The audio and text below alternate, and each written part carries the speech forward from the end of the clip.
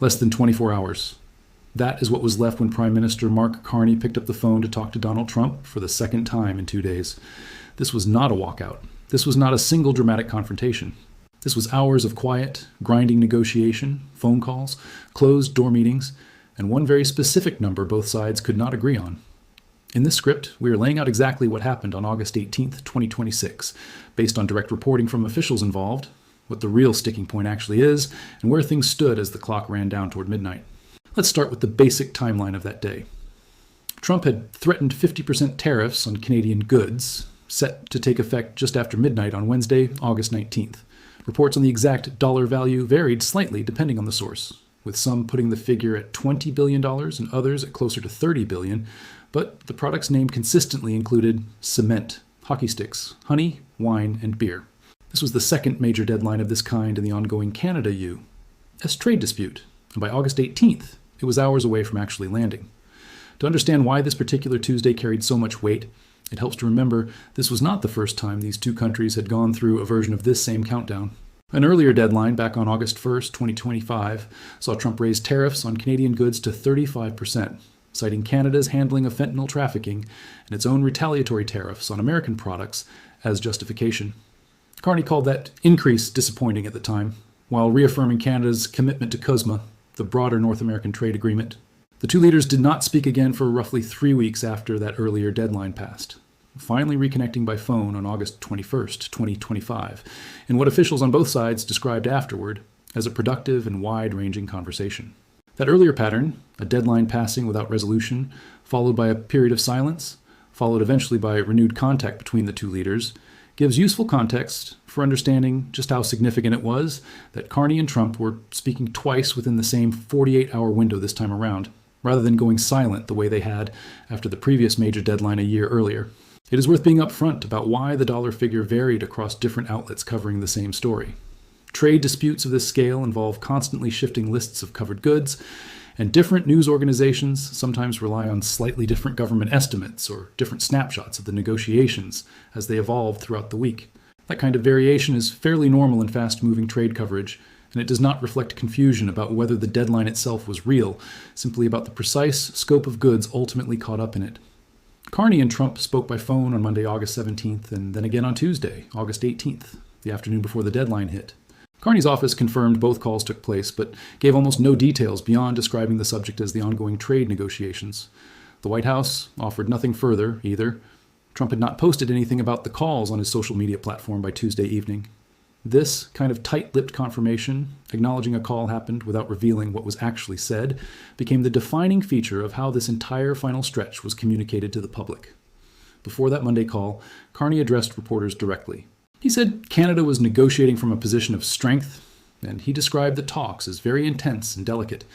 He also said his government had a plan ready for any outcome. That last point matters, because it signals Carney was not simply hoping for the best. His government was actively preparing for the possibility that no deal would be reached at all.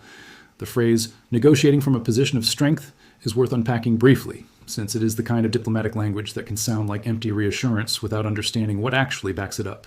In this context, that strength likely referred to Canada's own existing counter-tariffs already in place against American steel and autos, tariffs that gave Canada real leverage of its own heading into these talks, rather than facing this deadline as a purely one-sided pressure campaign with nothing to offer in return.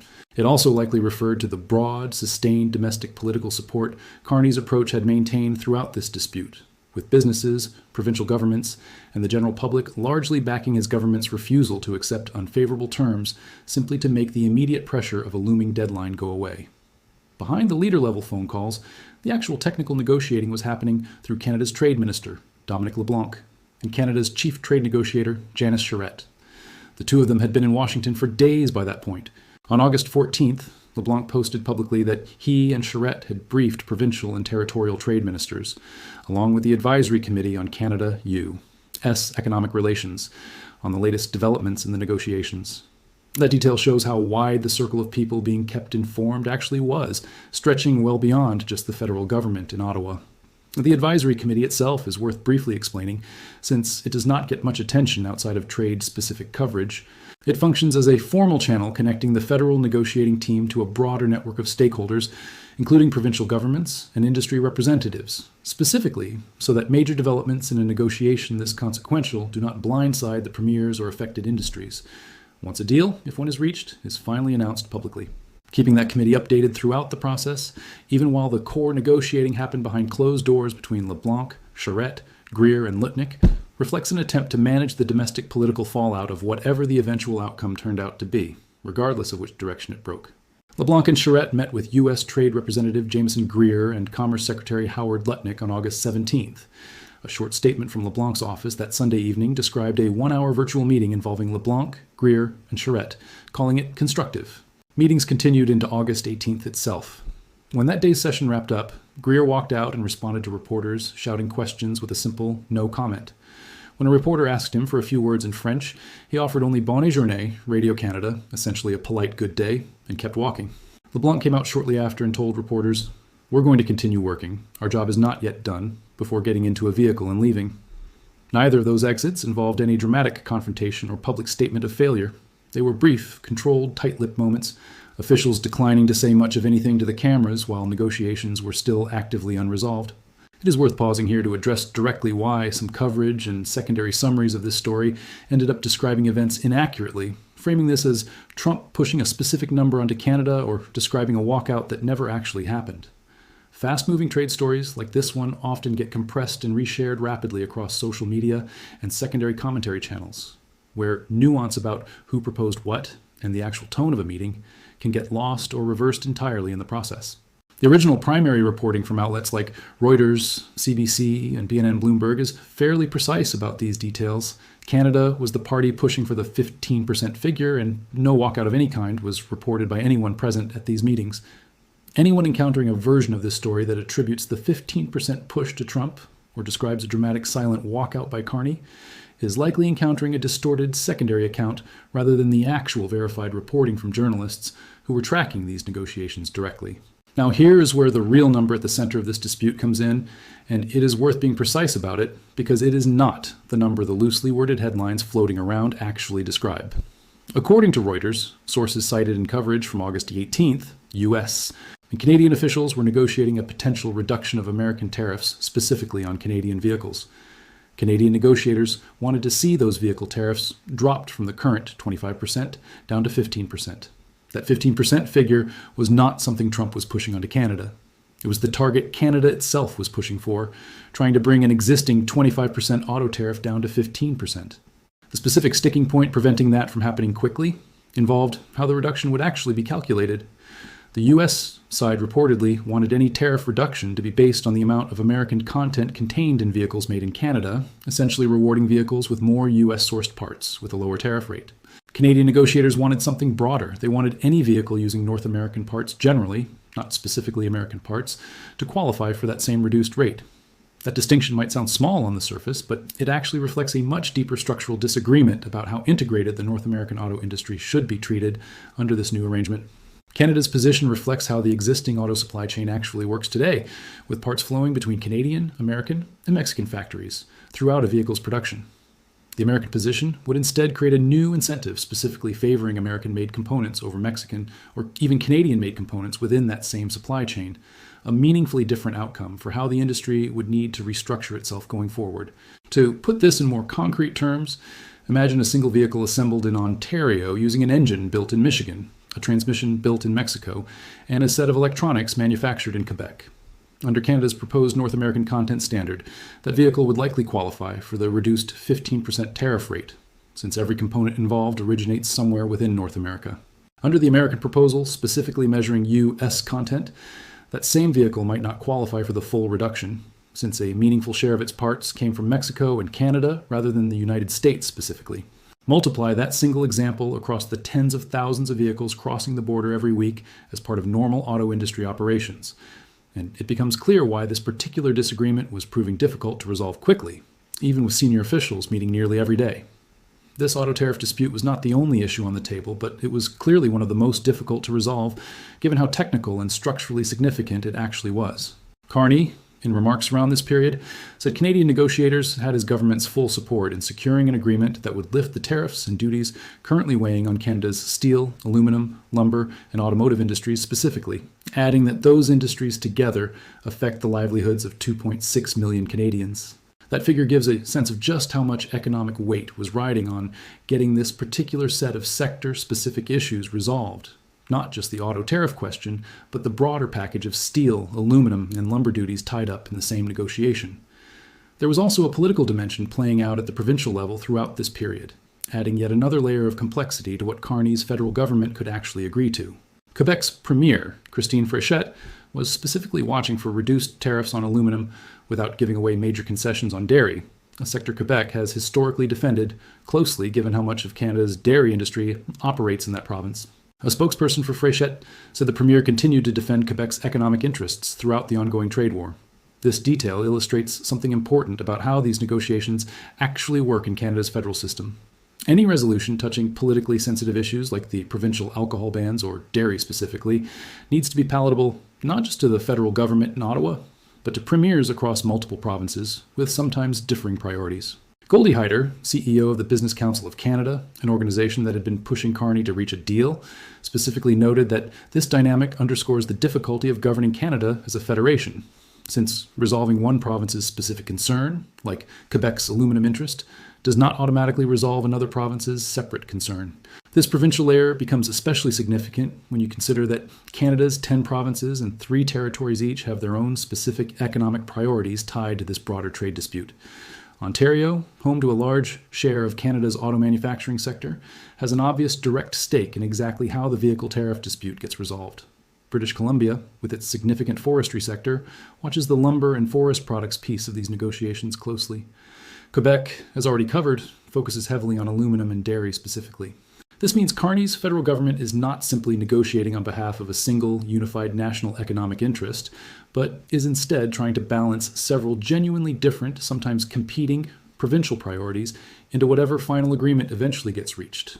A task that adds real complexity beyond what the headline number of 50% versus 15% might suggest on its own. As the deadline approached on August 18th itself, a CTV News political commentator named Scott Reed offered an assessment worth including here, because it captures how genuinely uncertain the outcome looked from the outside, even to people closely tracking the story. Reed said he saw contradictory signals emerging from Monday's talks between Carney and Trump. He noted Carney spoke openly for the first time about the need to prepare for all eventualities, which Reed interpreted as effectively Carney signaling he was contemplating a full schedule of counter tariffs, should the new American tariffs actually take effect. Reed was direct that such a move would represent an escalation, not just from the American side, but from Canada's side as well. At the same time, Reed also offered what he considered the more likely outcome, that the U.S. would proceed with the tariffs anyway, while Canada put a couple of concessions on the table, such as adding U.S. alcohol back onto Canadian store shelves, the policy several provinces had suspended earlier in this broader dispute. Reed raised a genuinely pointed question about the whole situation, asking essentially whether the United States was actually interested in securing a real agreement, some kind of operational détente, or whether Trump's actual objective in this deadline was simply to flex, to demonstrate leverage, rather than to reach a mutually workable resolution. That uncertainty, whether this was a genuine negotiation aimed at a deal or more of a pressure display, is worth sitting with because it shaped how both governments were behaving in these final hours. Jamieson Greer himself had reportedly warned that the U.S. would not tolerate any retaliation from Canada, a warning that sits somewhat uneasily alongside Carney's own comments about preparing for all eventualities, since preparing a full schedule of counter tariffs is, by definition, exactly the kind of retaliation Greer was warning against. This tension between Greer's warning and Carney's own stated preparations reveals something important about the actual leverage dynamics at play in these final hours. Trump's team wanted Canada to negotiate without the implicit threat of matching retaliation hanging over the talks, while Carney's government wanted to preserve retaliation as a credible option, precisely because removing it entirely would have weakened Canada's negotiating position heading into the deadline. Neither side fully got what it wanted on this particular point. Greer issued his warning publicly, and Carney continued describing preparation for all eventualities just as openly, meaning both sides entered the final hours before the deadline still holding onto their respective positions, rather than one side backing down from the other on this specific question of whether retaliation remained on the table. The anxiety extended well beyond the two federal governments involved. Quebec Premier Christine Fréchette spoke at a press conference in Montreal as the deadline loomed, describing the situation plainly, saying there was a lot at stake. On the American side, business groups were also expressing concern about what a failure to reach a deal might mean. The U.S. Chamber of Commerce, through its Senior Vice President for the Americas, Neil Harrington, warned that continued tariff escalation would further disrupt critical supply chains and risk the 13 million American jobs tied to trade with Canada and Mexico combined. That figure is worth sitting with on its own, since it reframes this dispute as something with direct consequences, reaching deep into the American labor market too, not simply a foreign policy issue playing out at a distance from ordinary American workers. The involvement of a major business organization like the U.S. Chamber of Commerce at this specific stage of the negotiations is worth noting on its own. Business groups do not typically weigh in publicly on trade negotiations unless the potential economic disruption has become significant enough to genuinely concern their membership. The Chamber's decision to issue a public warning, specifically citing the scale of American jobs connected to trade with both Canada and Mexico together, suggests the business community itself viewed this particular deadline as carrying real, tangible risk, not simply another routine round of political theater in an ongoing trade relationship that had already seen multiple deadlines come and go over the preceding 18 months. That kind of business community concern also reflects a broader pattern seen throughout this dispute, where major industry groups on both sides of the border have periodically stepped into the public conversation whenever a deadline appeared genuinely likely to result in significant, immediate economic disruption, rather than staying silent through the more routine, lower-stakes phases of the ongoing negotiation. The Chamber weighing in specifically ahead of this August 18th deadline, rather than remaining quiet the way it had during some earlier, less consequential moments in this broader dispute, is itself a signal worth noting about how seriously this particular round of talks was being taken outside of government circles as well. After that second Carney-Trump phone call on Tuesday evening, LeBlanc again spoke with Greer and Lutnick, trying to close the remaining gap in the two sides' negotiating positions. Greer left his Washington office through a side door just after 7 in the evening Eastern Time, avoiding the media entirely rather than making any public statement on the way out. Close to the talks, speaking on condition of anonymity because they were not authorized to discuss the negotiations publicly, told reporters that Canada and the U.S. still remained at odds over some finer points as the evening wore on, specifically including what kind of tariff, if any, would ultimately apply to Canadian autos headed into the U.S. market. In other words, the exact same auto tariff question that had been the central sticking point earlier in the day was still unresolved just hours before the deadline was set to hit. It is also worth explaining briefly why the auto sector specifically became the central sticking point in these final hours, rather than any of the other issues layered into this broader dispute. The North American auto industry is arguably the most deeply integrated manufacturing sector between these two countries, with components and partially assembled vehicles crossing the Canada-U.S. border multiple times during a single production cycle before a finished car ever reaches a dealership. That level of integration means even a relatively small change in how tariffs get calculated for this sector ripples out across an enormous number of individual transactions, factories, and supply contracts. Far more than a similar percentage change would affect a narrower category like honey or hockey sticks. Resolving the auto tariff question in a way that both governments could accept required agreeing on a formula that would then need to apply consistently across an entire industry's worth of existing supply chain relationships, which helps explain why it remained unresolved even after days of dedicated senior-level talks specifically focused on working through the details. So pulling this together, what actually happened on August 18th, 2026, based on everything reported by officials directly involved? 2 phone calls between Carney and Trump, neither one publicly detailed by either side. Continued active negotiating sessions between LeBlanc, Charette, Greer, and Lutnick, running from earlier in the week straight through Tuesday evening.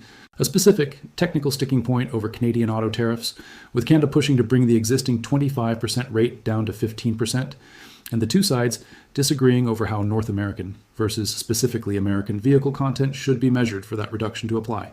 Provincial concerns layered on top of the federal negotiation, with Quebec specifically watching for aluminum relief without conceding ground on dairy, and genuine uncertainty, expressed openly by political commentators, described through anonymous sourcing from people inside the talks themselves, about whether this would end in some kind of negotiated relief or in the full 50% tariff actually taking effect at 1 minute after midnight. There was no walkout. There was no single dramatic confrontation captured on camera. What actually happened was quieter and, in a lot of ways, more revealing of how these high-stakes trade negotiations genuinely function. Extended phone calls with almost no public detail. Technical disputes over vehicle content percentages that most people would never think to associate with a headline-grabbing tariff deadline, and officials leaving buildings through side doors, specifically to avoid saying anything to reporters before a deal, if one existed at all, was actually finalized. It is worth reflecting on why this quieter, more procedural version of events tends to get lost once a story gets compressed into a dramatic headline. A phrase like "Carney walked out without a word" makes for a more visually striking, more emotionally charged framing than the reality of two officials confirming a phone call took place and then declining to elaborate. But the quieter version is, in its own way, more informative about how these negotiations actually function at the highest levels. Leaders speaking privately by phone with almost nothing disclosed publicly is a deliberate choice, not an oversight. It reflects an understanding on both sides that revealing too much about where negotiations stand, especially while a deal remains genuinely unresolved, risks locking each side into public positions that then become harder to walk back from during the final hours of actual bargaining. This pattern of tight-lipped public communication paired with intensive private negotiation is not unique to this particular deadline either. Throughout the broader 18-month-long dispute between these two countries, previous rounds of talks have followed a similar rhythm: extended stretches of limited public detail, occasional brief public statements from officials on their way in or out of meetings, and substantive information about the actual state of negotiations, emerging mostly through anonymous sourcing to reporters covering the story closely, rather than through direct, on-the-record confirmation from either government. That consistency across multiple rounds of this same dispute suggests it reflects a deliberate negotiating strategy on both sides, rather than simply reflecting how this one particular week happened to unfold. That is the real, documented account of where things stood on August 18th, based on direct statements from Carney's office, LeBlanc's public comments, Reuters sourcing on the auto tariff dispute specifically, and on the record remarks from Quebec's Premier and the Business Council of Canada. Whether the midnight deadline that followed resulted in the 50% tariff actually taking effect, some kind of last-minute adjustment, or a narrower deal covering only part of the broader dispute, depended entirely on what happened in the handful of hours immediately following everything described here. It is also worth being clear about the limits of what was actually known publicly as of the evening of August 18th itself. Neither government had confirmed whether a deal was close, whether the auto tariff dispute had been resolved in either direction, or whether the deadline would actually be allowed to pass with the full 50% tariff taking effect. Sources speaking anonymously to reporters described the two sides as still at odds specifically over the auto question as evening turned to night. But anonymous sourcing, however credible, is not the same as an official confirmation from either government. The most accurate way to describe the situation heading into midnight is genuinely unresolved, with real documented progress having been made over the preceding days, but with the single most difficult issue, the exact mechanism for reducing auto tariffs, still not settled in the final hours before the deadline arrived. For anyone following this story looking for a clean, dramatic resolution on August 18th itself, the honest answer is that no such resolution existed yet, as that day came to a close. What existed instead was a detailed, verifiable record of sustained, serious negotiation, phone calls between leaders, day after day of meetings between trade officials, a specific and technically complex disagreement over vehicle content requirements, and provincial governments watching closely to make sure their own regional interests were not sacrificed in whatever final agreement, if any, eventually emerged. That is a less cinematic story than a walkout or a dramatic confrontation, but it is the story actually supported by verified reporting from officials who were in the room.